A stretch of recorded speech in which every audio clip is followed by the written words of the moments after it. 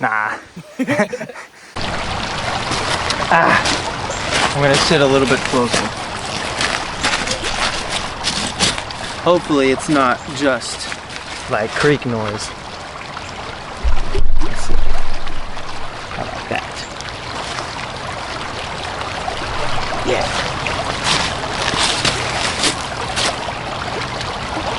Oh yeah. Okay. Got some good clips this week.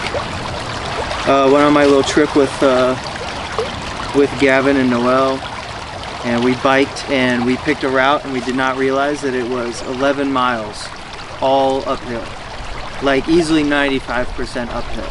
So it took us about 5 hours to get all the way up to our campsite, and then it took us about 18 minutes to get all the way back down to the car the next morning. So that was really fun the next morning. Yeah, so we had a good time. I wanted to add a little talking part in here about that sort of, I guess, resonates with my goal for the vlog this week. I've quoted Adam Savage before on camera, and I like to watch him a lot. I was watching one video of his recently on his Tested YouTube channel, and he was talking about, I think somebody asked him a question about starting a creative career focused around, you know, creating things like props or, you know, any sort of, it was very sort of a broad categorization, like being a maker's career. But to me that just means, like, you know, you could be a CNC machinist for, you know, some crazy, you know, rocket ship or something, or you could be like a guy making, you know, earrings out of paper, you know, that are cool, whatever.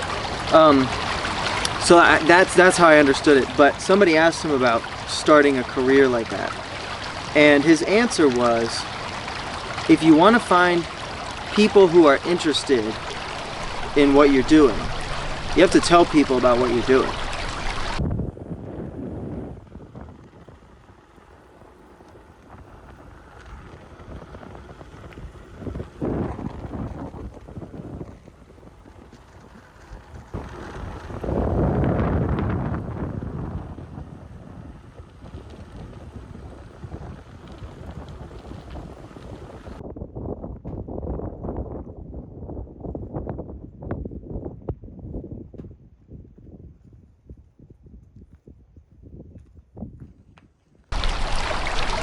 That reminded me of a lot of different ways that we've reiterated sort of staying true to yourself. Like we say,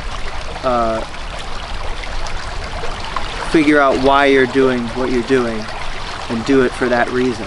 Or like, remember why you're doing what you're doing and do it for that reason. And it sounded to me like another version of that, but it meant a little something different, I think.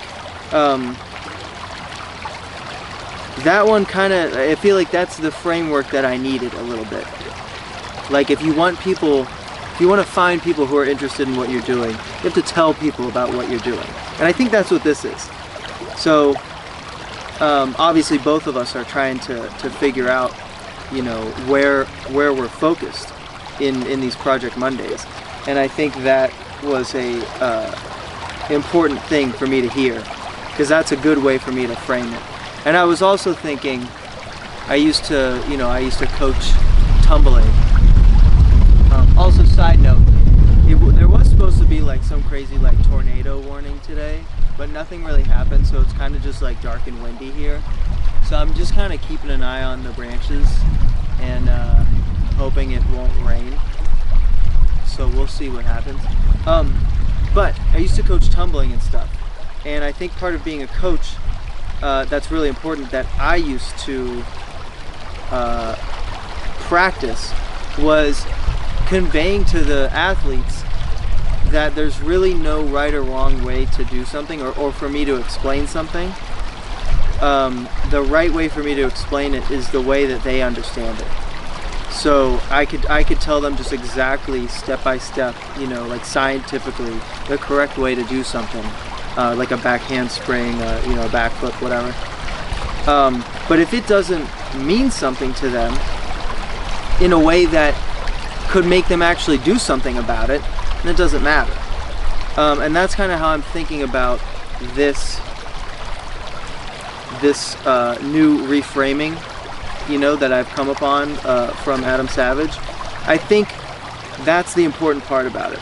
You can reframe something 100 times, as many times as you need to, but I think the important part is you need to frame it in a way that would make you do something about it. Because you can just go, yeah, okay, I know what you mean, right? But if it doesn't really mean anything to you personally, or you can't, you know, picture yourself taking action in this specific regard, then it's like it doesn't really. That way of framing it isn't super helpful, I guess is my point. But yeah, you got to tell people about what you're doing if you want to find those people who will be interested in what you're doing.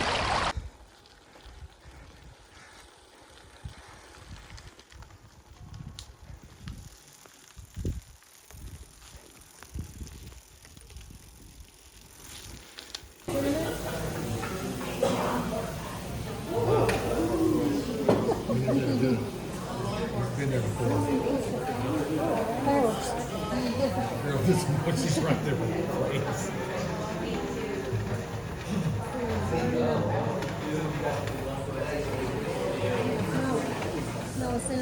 I think one of the funny things is like figuring out the best way to tell people about it.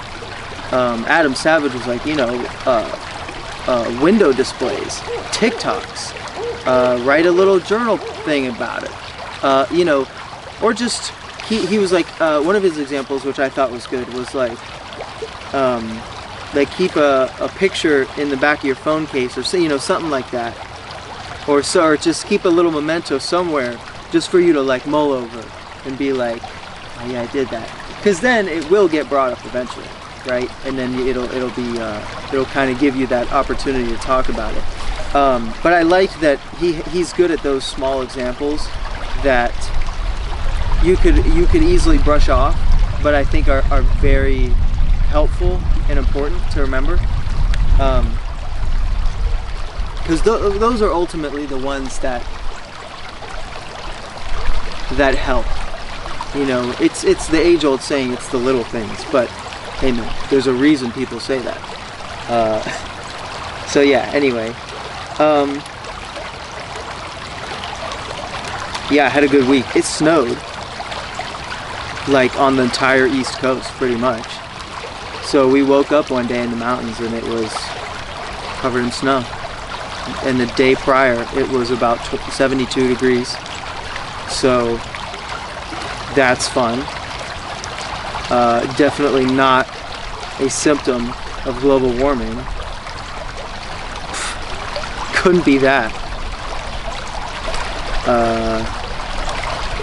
Yeah.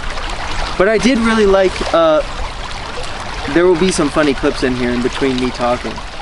And I did really like, even though it was kind of like miserable, we ended up doing like 14 miles up this hill. It was 2,700 feet of elevation gain that we did over about 14 miles. Because Gavin and I had to go back down for a certain reason that you will see.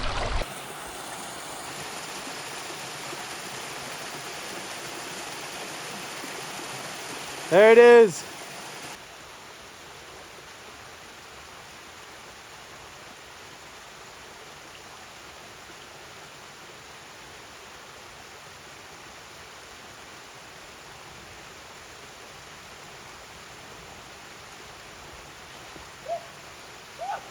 Uh-oh.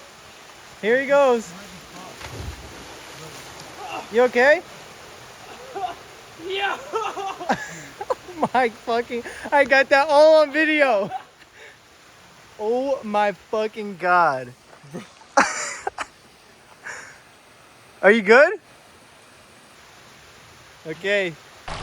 But even though my legs were like dead tired and you know, just cramping at the end, it was really fun. I liked being out there. We were kind of next to a creek the whole time, going through the mountains.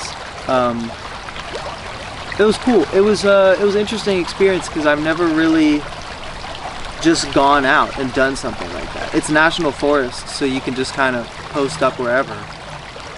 So that's cool. But yeah, it's hard to know where to even look for that kind of information of like, yeah, you could just fuck off, go out here. So we actually ended up asking a bike shop employee where he would go, and he was like, oh, you could go here, you could go here. He was like, yeah, I'll be out this way, like, don't take my spot. We actually did see him later. we ran into him, and we were like, yeah, it was on the way back from missing our turn. So we were going back to get to our correct turn. So we were talking to him, which I was like, nah, we're not gonna see that guy. Like, he's just being funny. But it happened. It's starting to rain, so I might call it. I'm calling it. Oh God, it's raining.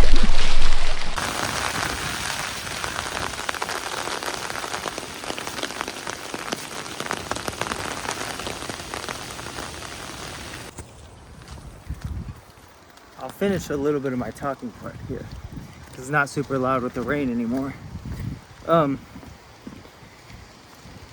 I made a video about making small choices,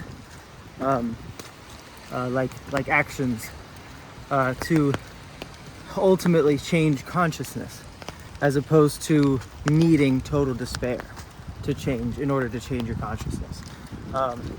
And something that I feel like I learned on this, mountain bike packing trip was that it's not that hard to make those little choices. I really enjoyed the trip, and it's something I want to do more of. But like anything, it takes, some success experiences to feel comfortable committing to things like that.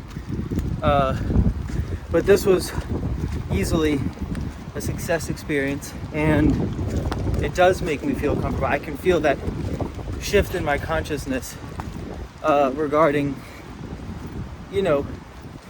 the way I will commit to trips like that and stuff. Yeah, it was a good time. It's so fucking wet. I'll see ya. Oh shit! Don't do it again. All right, let's go. It turns on. Oh my God! All right, let's get the fuck out of here.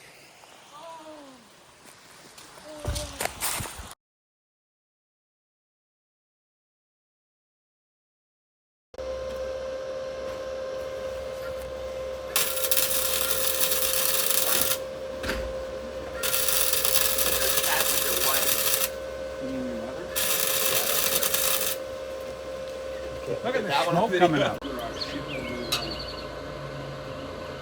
Yo!